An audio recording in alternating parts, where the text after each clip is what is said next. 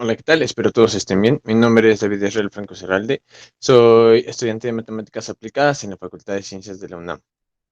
Les voy a platicar un poco sobre el cartel que elaboramos entre Luis David Bretón Tenorio, Jesús López Estrada y su servidor David Franco. La pandemia COVID-19 en México y el modelo CIR con tasa de infección en función del tiempo. ¿Vale? Es bien sabido que el modelo CIR, creado por Kermack y McKendrick en 1927, no puede describir réplicas exactas de una pandemia. ¿Vale? Además de esto, eh, el control por parte de las autoridades en la propagación del virus, el control de la propagación del virus, no fue la más adecuada.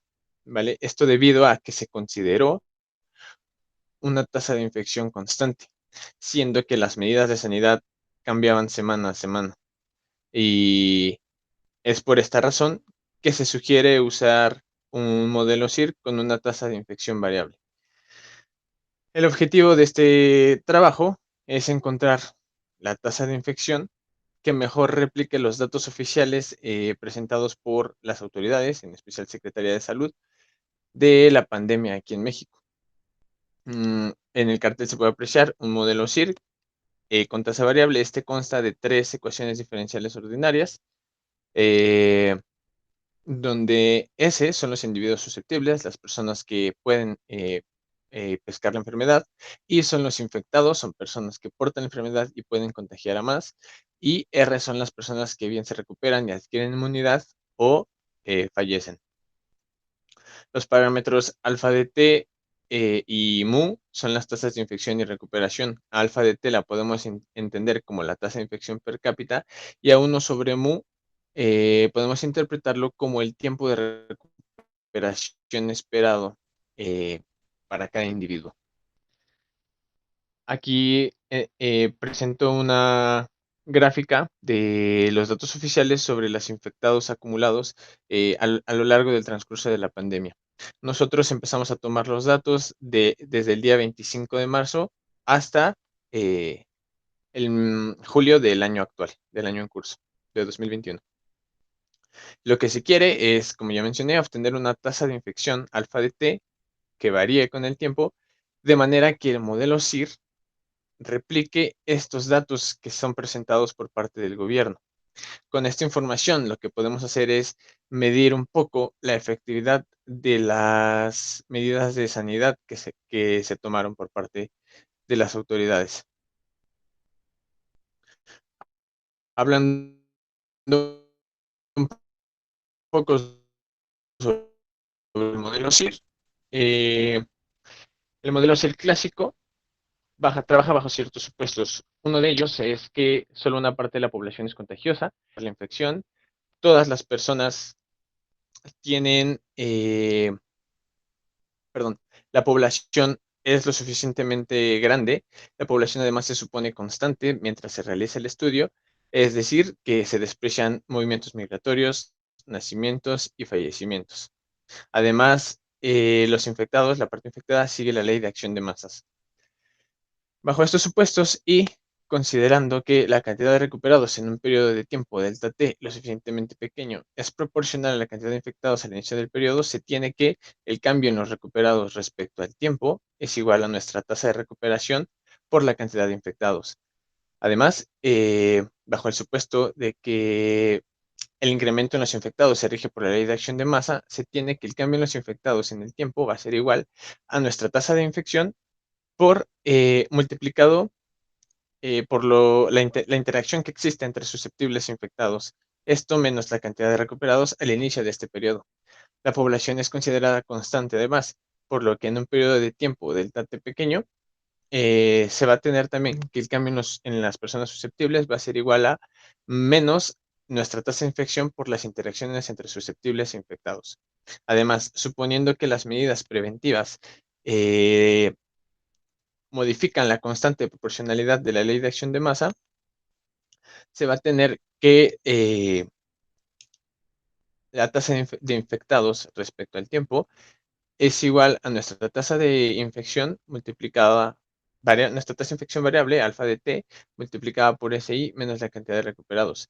Este nuevo modelo nos va a permitir evaluar las medidas públicas y en sí estas medidas deberían verse reflejadas en el comportamiento de nuestra tasa de infección.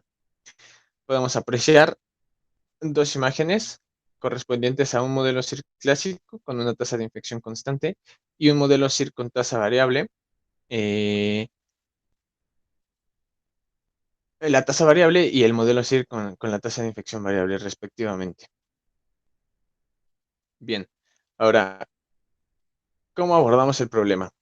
De manera general, el problema consiste en un problema de optimización, en el cual tenemos una trayectoria objetivo ZD, se busca un control alfa de tal forma que minimice el siguiente funcional, como aparece aquí en el cartel.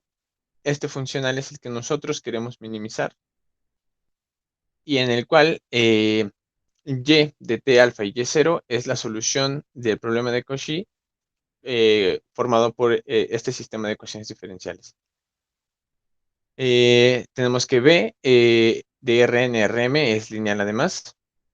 Y esto, traducido al lenguaje de nuestro problema, el sistema 1 corresponde al modelo CIR y la trayectoria objetivo a la que nos queremos aproximar son los datos suavizados, la interpolación de los datos suavizados eh, otorgados por el gobierno, ¿no?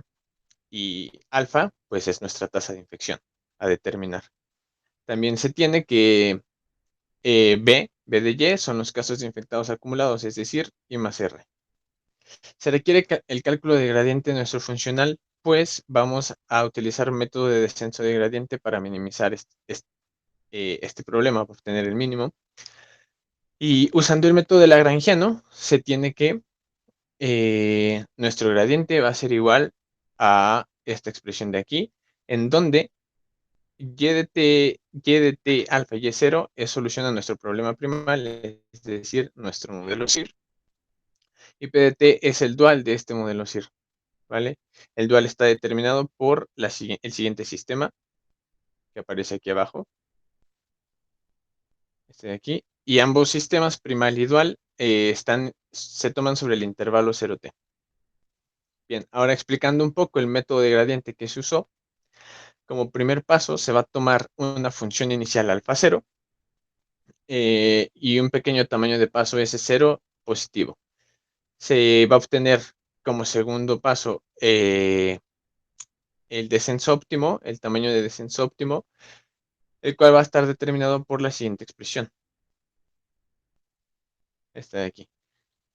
Como tercer paso se calcula nuestra tasa de infección siguiente, alfa n más 1, que va a ser igual a, que va a estar dada por esta expresión, y se verifica las condiciones de paro, incluyendo las de convergencia. Se verifica si alguna condición de paro se da. Si no se da, se hace n igual a n más 1 y se regresa al paso 2. Si se da, termina el algoritmo.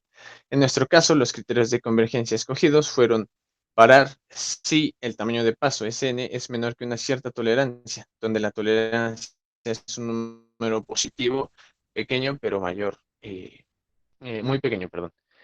Y el siguiente criterio que se tomó en cuenta es parar si la norma de nuestro gradiente es menor que epsilon, donde epsilon es un número muy pequeño también, en nuestro caso 10 a la menos 10, 10 a la menos 5, perdón. Como conclusiones, ¿qué podemos ver? Nuestra tasa de infección es esta, la tasa variable a la que llegamos. Nótese que el segundo brote se dio entre finales de octubre y principios de enero de 2020, alcanzando el pico entre el 15 y 20 de enero aproximadamente.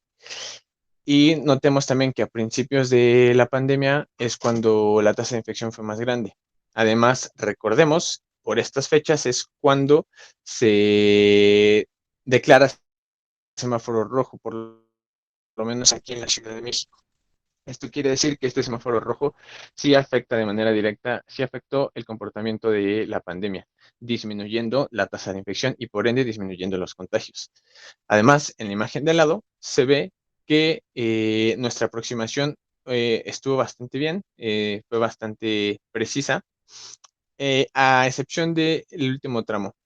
Esto debido a que creemos nuestros datos, los últimos datos no tienen suficientemente peso en comparación con los anteriores. Esto sería todo de mi parte. espero que sigan bien y muchas gracias por su atención.